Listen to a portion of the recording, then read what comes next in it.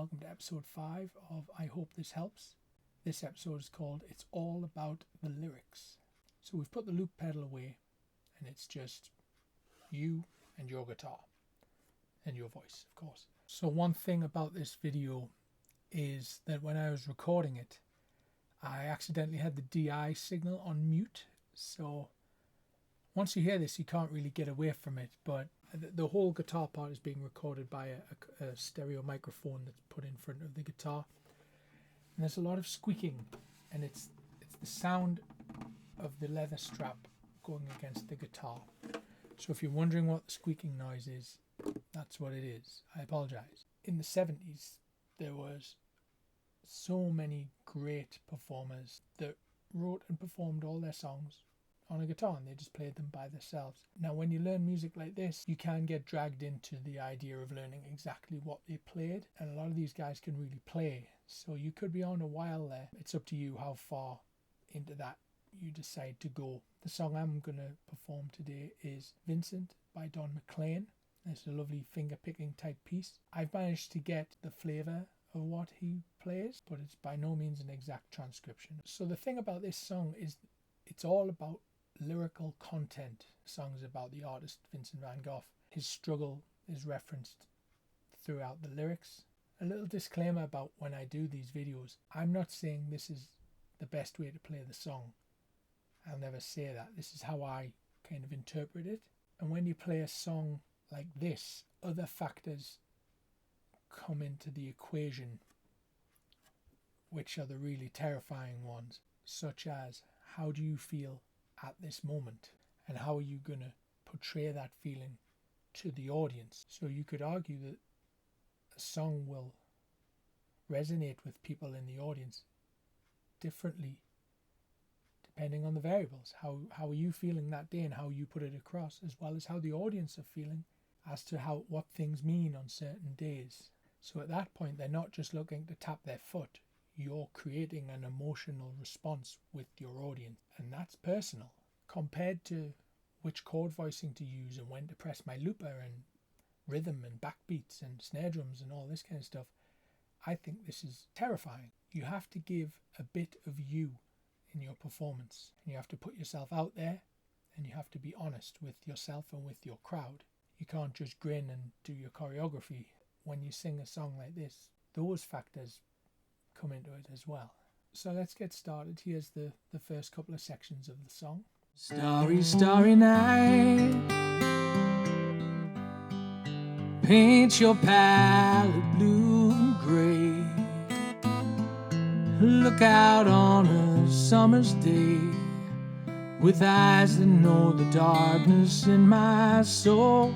Shadows on the hills, sketch the trees and the daffodils. Catch the breeze and the winter chills in colors on the snowy linen line. But now I understand. So what you try to say to me, and how you suffered for your sanity, and how you tried to set them free. They would not listen, they did not know how. Perhaps they'll listen now. So the whole approach to accompanying the voice on this song is totally different to laying down a groove and singing over it. The guitar is working kind of underneath the voice, and there's a couple of little things I want to draw attention to. The first is the guitar is playing a unison line with the voice. Now what that means is, while I sing the note, I play it on the guitar. The opening line, Starry, Starry Night, I play it on the guitar. Heading into the chorus section, there's also a line that says, Now I Understand. And there's also a little A minor embellishment that I do after that, so it goes.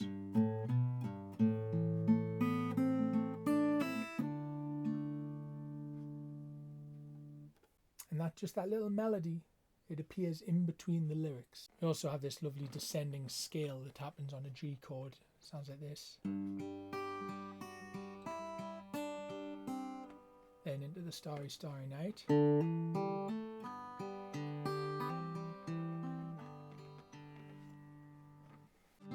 Starry, starry night,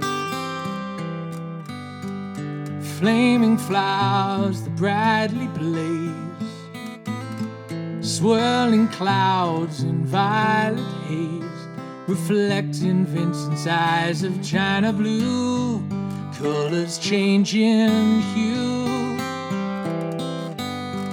morning fields of amber grain, weathered faces lined in pain are soothed beneath the artist's loving hand. So what you'll notice is in the guitar accompaniment, the little melodic ideas that keep springing up, they will only appear when the vocals stop, and if they happen at the same time, they are those unison lines I was talking about.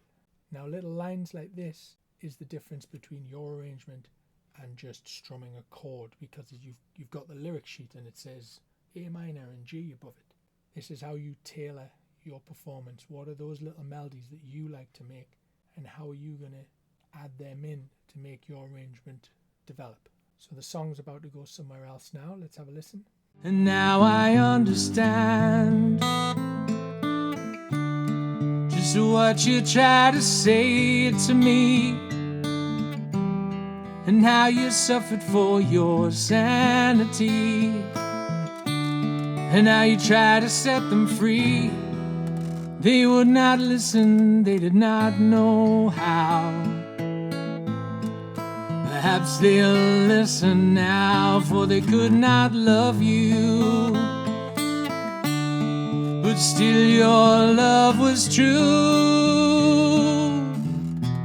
And when no hope was left inside on that starry, starry night, well, you took your life as lovers often do.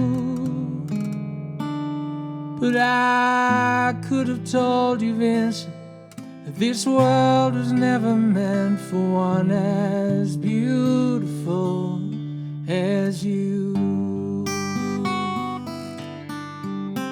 So the chorus gets extended and it opens up a little gap in the middle of the song for some of the most hard-hitting lyrics. So this is where it references that he committed suicide. Really heavy subject matter. You need to be honest when you sing these lyrics. To maximize the effect of these lyrics, the guitar makes space for them. So you get single strums.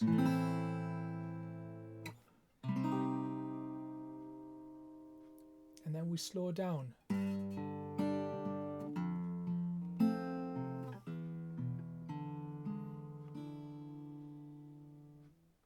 The guitar's just staying out of the way. It's just allowing the words to be whatever they're gonna be in that performance. So now we need to start the song back up again. We're playing themes we've already given to the audience before, so we're gonna have a bit more purpose now to get us to the end of the song and finish telling the rest of this story. So here it is to the end. Starry, starry night, portraits hung in empty halls, and frameless heads on nameless walls, with eyes that watch the world and can't forget, like the strangers that you've met. The ragged men in ragged clothes, a silver thorn, a bloody rose, lie crushed and broken on the virgin snow. And now I think I know just what you tried to say to me, and how you suffered for your sanity, and now you tried to set them free. They would not listen, they're not listening still. Perhaps they never will.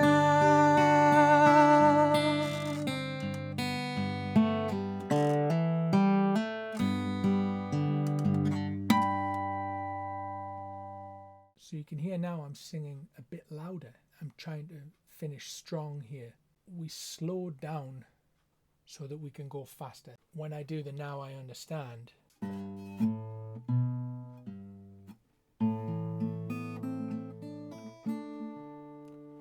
I've got my tempo, and then I slow it down, and then I let it go.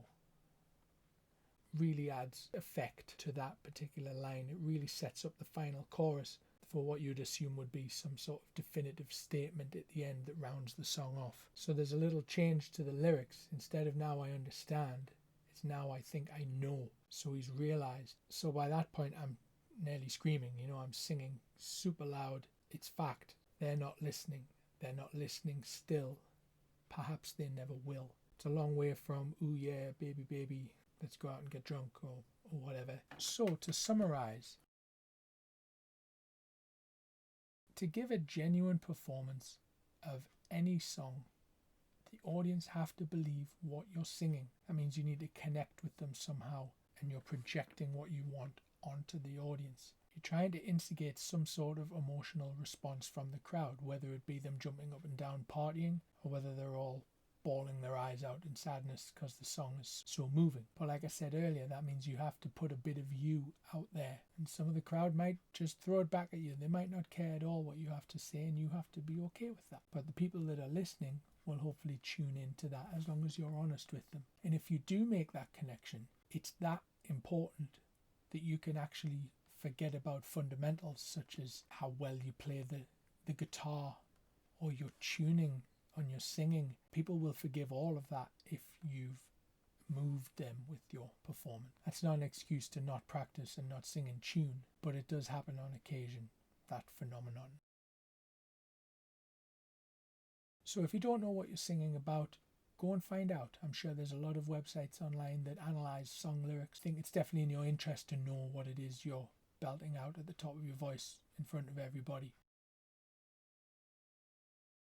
So as far as the guitar accompaniment went, we had the chords and the basic rhythm underneath, just arpeggios, and then when there was a space in the lyrics, we put a little guitar decoration in. Nothing that would interfere with the lyrics. The lyrics was the driving force here. The guitar had to take a back seat. I was even varying the tempo. All musicians spend a massive portion of their practice in their lifetime trying to keep their tempo the same. In a song like this, it can move. I certainly find that strange when I play. I have to really disconnect that part of my brain to allow the tempo to slip and move with the words. And once you do that, every performance of this type of song is going to be slightly different. So I hope you've enjoyed this video. In the next video, we're going to develop this idea of the small melodies appearing from the chords you're playing. So we're really going to work on your accompaniment style. Please subscribe to my channel, Eddcarrguitar, so that you know